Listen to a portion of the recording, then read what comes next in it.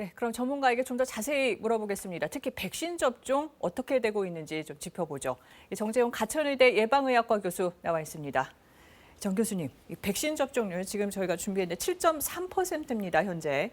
접종 시작된 지 석 달이 다 돼가는데 이 정도 속도 괜찮은 건가요? 네, 국민들이 만족하실 만큼의 속도가 나진 않는다고 생각을 합니다. 네. 지난 1년 동안 코로나19를 겪으시면서 많은 국민들이 너무나 고통을 많이 겪으셨는데요. 결국 코로나19의 종식을 위해서는 백신 접종이 유일한 길이라는 것이 명백해져 있습니다. 네. 방역이 굉장히 잘 되는 것으로 알려진 타이완의 경우에도 최근에 확진자가 늘어나면서 방역 조치만으로는 우리가 코로나19를 막아낼 수 없다는 게 너무나 명백해져 있는 상태이거든요. 네. 지금 접종 속도에는 절대 만족할 수가 없고 최대한 더 빠르게 접종할 방안을 찾아야 된다고 생각을 합니다.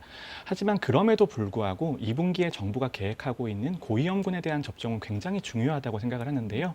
백신 접종의 목표가 집단 면역만이 전부는 아니고요. 가장 우선적인 목표는 고위험군이 사망하지 않게 막아드리는 것입니다.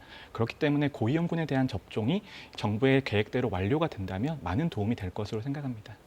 그런데 이제 고령층을 중심으로 접종의 속도를 내겠다는 게 정부 방침인데 이 예약률이 네. 이 상반기 접종 대상 중에 50.1%딱 절반 정도입니다. 별로 높지가 않은데 이유가 뭐라고 보시는지요? 네, 일단 예약 기간이 남아있기 때문에 네. 조금 더 지켜봐야 된다고 생각을 하는데요. 네. 아무래도 백신의 안전성에 대한 논란이 좀 과도한 측면이 있고 이것 때문에 국민의 불안감이 커진 게 원인이 아닌가 생각을 합니다. 네. 이제 우리나라가 사용 중인 백신 같은 경우에는 우리나라만 사용하는 것이 아니고 영국, 미국, 유럽에서 다 사용을 하고 있는데요. 인과관계가 증명이 된 희귀혈전 말고는 특별한 중증 이상 반응은 확인된 것이 없습니다. 네. 그런데 우리나라라고 해서 해외와 다른 특별한 이상 반응이 더 생길 이유는 없는 것이거든요. 이제 그럼에도 불구하고 이제 인과관계가 확인이 안 된 사례들이 경쟁적으로 속보로 나아가고 그다음에 이제 백신 공급에 대한 불신이 좀 겹치게 되면서 국민들의 불안감이 좀 커지신 것 같습니다. 그럼 이제 부작용 걱정하시는 분들 얘기를 하셨으니까 좀 더 짚어보죠. 예방접종 피해조사반에 지금 자문을 하고 계십니다. 실제로 어떤 신고들이 많이 들어오나요? 네, 대부분의 신고 같은 경우에는 경증 이상 반응이라고 하는 네. 접종 후에 발열이나 통증 같은 것들이 98% 정도 되고요. 네. 중증 이상 반응의 신고 건수는 2% 정도 됩니다. 근데 중증이라고 하면 어떤 것들을 말씀하시나요? 생명의 위협을 받을 수 있는 것들인데 네. 대부분의 신고 사례는 접종 후에 사망했다라고 신고가 되거나 아니면 접종 후에 뇌졸중이나 심혈관 질환들이 발생했다라고 신고되는 것들인데요. 근데 이런 것들은 우리가 독감 백신 접종 후에 논란에서 보실 수 있는 것처럼 인과관계에 대한 증명이 반드시 있어야 됩니다. 하지만 네. 우리가 인과관계를 완전히 증명할 수 없는 측면이 또 있습니다. 네. 실제로 백신 접종과 얼마나 관련이 지금 하나씩 따져보고 계시죠? 어떻게 판단하십니까?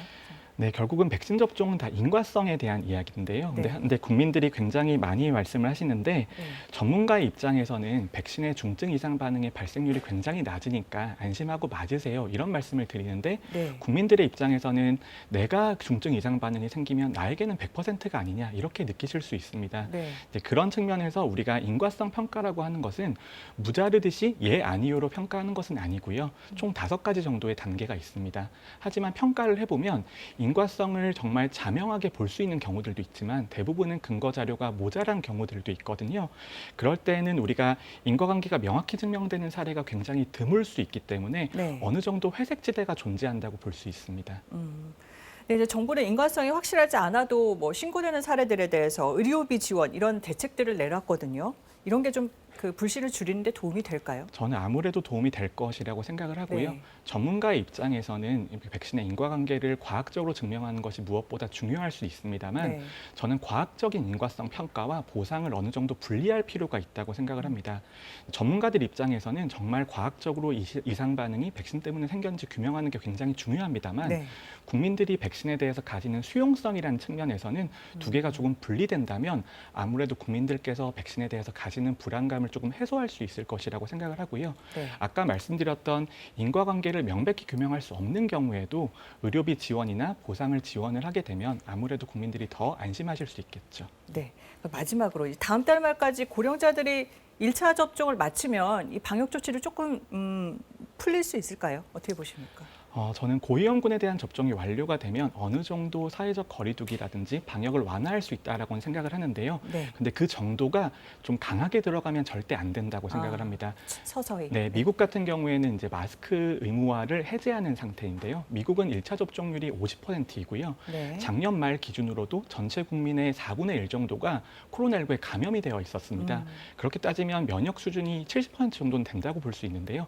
그 정도의 상태가 되어야지 마스크 착용을 이제 안 한다거나 아니면 사회적 거리두기를 해제한다거나 그런 강력한 조치들을 시행할 수 있는 것이고, 우리나라 같은 경우에는 전체 국민들의 2% 미만이 감염됐던 걸로 추정이 되거든요. 네. 결국 집단 면역의 수준을 순수하게 110만으로 도달해야 되기 때문에 아무래도 좀 시기가 좀 이른 조치들은 좀 굉장히 조심스럽게 갈 필요가 있다, 이렇게 생각합니다. 알겠습니다. 정재훈 교수님 잘 들었습니다.